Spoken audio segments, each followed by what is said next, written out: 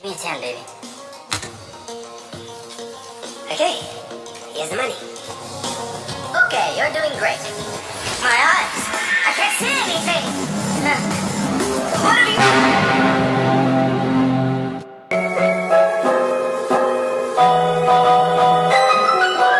Halo Sobat Film, bagaimana kabar kalian hari ini? Semoga tetap baik-baik saja dan selalu sehat dalam menjalani kehidupan ini. Di video kali ini, saya akan membahas sebuah film yang berjudul Beyond the Edge.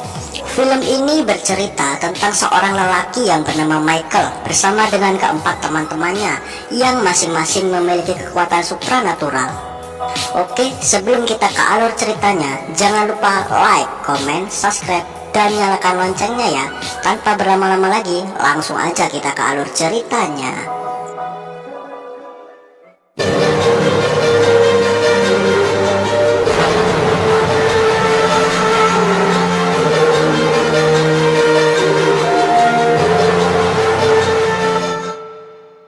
Kisah diawali dengan diperlihatkan pemeran utama dari film ini, yaitu Michael.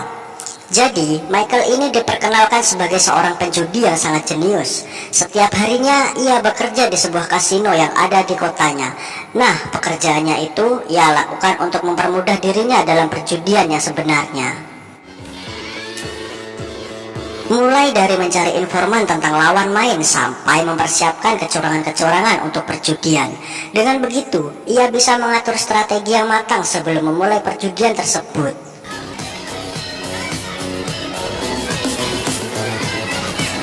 Setelah semua persiapan telah rampung, Michael pun memulai aksinya. Di sana, Michael mengikuti perjudian VIP bersama dengan orang-orang yang lain. Di awal perjudian, Michael sudah unggul dari lawan-lawannya karena ia juga menggunakan kacamata tembus pandang sehingga ia dapat melihat kartu dari lawan-lawannya. Hal itu pun membuat Michael menang banyak, sampai seorang lelaki bernama Alex tiba-tiba ikut di tengah perjudian. Dan secara tak terduga, Michael kalah dari Alex dan kehilangan semua uang yang telah ia menangkan.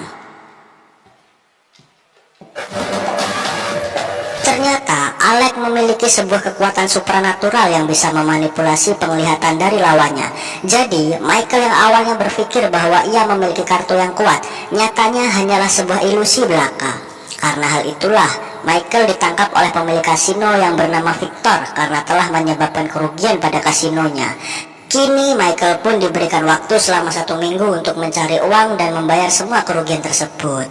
You're going to give me back all of that money? What? A week? What's the plan this? I mean, okay, a week. I got it. Setelah kejadian itu, Michael pun pergi menemui Leon, teman lamanya, yang juga memiliki sebuah kasino kecil di tempat Leon. Michael menemukan sebuah kalung yang sama persis dengan tato milik Alex, yang ternyata simbol itu adalah simbol yang hanya dimiliki oleh orang-orang terpilih yang memiliki kekuatan supranatural. Dan secara tak disangka, Alex ternyata sengaja dikirim oleh ayah Michael untuk menguji kemampuan Michael. Karena ternyata ayah Michael juga memiliki kekuatan supranatural. It's been a long time since I've seen a contraption. Well, how do you agree to... Keesokan harinya, Michael pun memiliki ide untuk mengumpulkan orang-orang dengan kekuatan supranatural agar bisa bekerja sama dan mendapatkan uang yang banyak. Dari pengamatannya, ia menemukan 4 orang yang cocok untuk diajak bekerja sama. So who's to say he can't make the dice move? Or I don't know. Orang pertama bernama Eric, memiliki kekuatan untuk menggerakkan sebuah benda tanpa menyentuhnya. Orang kedua bernama Tony. Tony memiliki kekuatan untuk mengendalikan mesin dengan pikirannya. Selanjutnya adalah Kevin, yang memiliki kekuatan untuk menghipnotis seseorang yang menatap matanya. Yang terakhir adalah Veronica, yang memiliki kekuatan untuk terhubung dengan pikiran seseorang. Dengan begitu, Michael pun sudah siap dengan timnya untuk mendapatkan uang yang banyak dari kasino.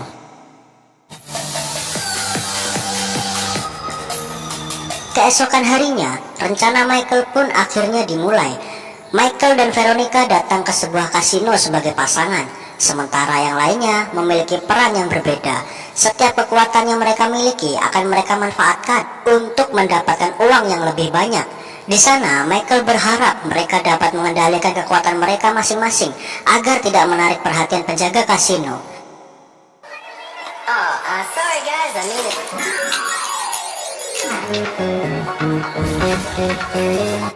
Namun, apa daya, Eric dan Tony malah terlena dengan kemenangan terus-menerus, sehingga membuat Michael terpaksa menghentikan rencana mereka. Setelah memberi peringatan kepada Eric dan Tony, barulah rencana mereka bisa dilanjutkan. Dan di sana, Michael dan yang lainnya berhasil menjalankan rencana mereka dengan lancar, sehingga mendapatkan kemenangan yang sangat banyak. Setelah itu, mereka pun merayakan kemenangan dengan cara bersenang-senang. Keesokan harinya, di tengah perjalanan, Michael dan yang lainnya tiba-tiba dicegat dan ditangkap oleh segerombolan orang. Jadi orang-orang tersebut ternyata adalah suruhan Victor untuk menangkap teman-teman Michael. Kenapa? Karena Victor telah mengetahui kekuatan mereka dan berencana untuk memanfaatkan kekuatan tersebut demi kesuksesan kasinonya. Oleh sebab itu, Victor pun menembak Michael dan membawa semua teman-temannya. Semenjak saat itu, Kevin, Tony, dan Eric terpaksa bekerja di kasino.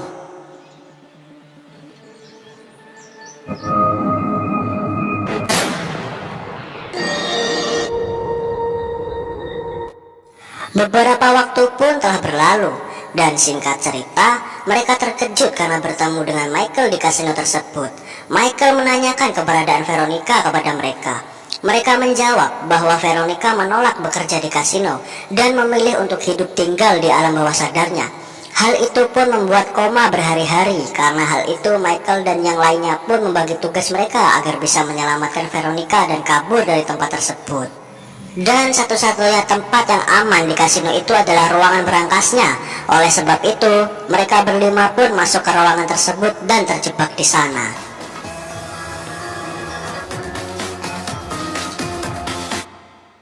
Lalu, terlihat di luar berangkas itu, mereka sudah dikepung oleh para penjaga dengan pistol di tangan mereka. Satu-satunya cara untuk menyelamatkan Veronica adalah mencarinya ke alam bawah sadarnya dengan bantuan Kevin. Michael pun pergi ke alam bawah sadar untuk menemui Veronica.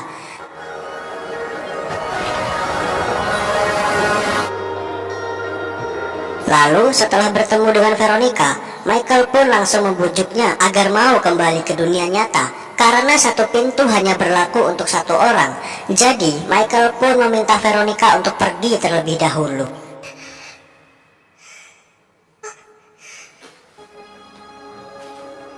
Setelah itu pun diperlihatkan sebuah fakta mengapa Michael masih hidup setelah ditembak oleh Victor sebelumnya. Ternyata ia telah mendapatkan kekuatan dari ayahnya yang bisa memanipulasi kenangan atau masa lalunya. Jadi di kejadian sebelumnya, ayah Michael berhasil memanipulasi kenangan Michael sehingga ia bisa menghindari tembakan tersebut. Dan setelah semua itu, Michael pun terbangun dengan kepercayaan diri yang tinggi. Michael mengajak teman-temannya untuk keluar dari ruangan tersebut dan membawa semua uangnya.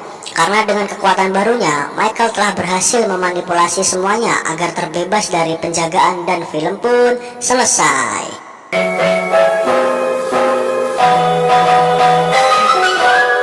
Oke, secara garis besar film ini sangatlah menarik karena menyediakan tema tentang perjudian. Dan kesimpulan yang dapat kita ambil dari film ini adalah siapapun Anda, jangan pernah untuk mendekati judi, karena perjudian itu adalah jurang kehidupan yang sebenarnya. Baik, sekian dulu video yang dapat saya sampaikan, dan saya Andrian pamit undur diri. Sampai jumpa lagi di video selanjutnya.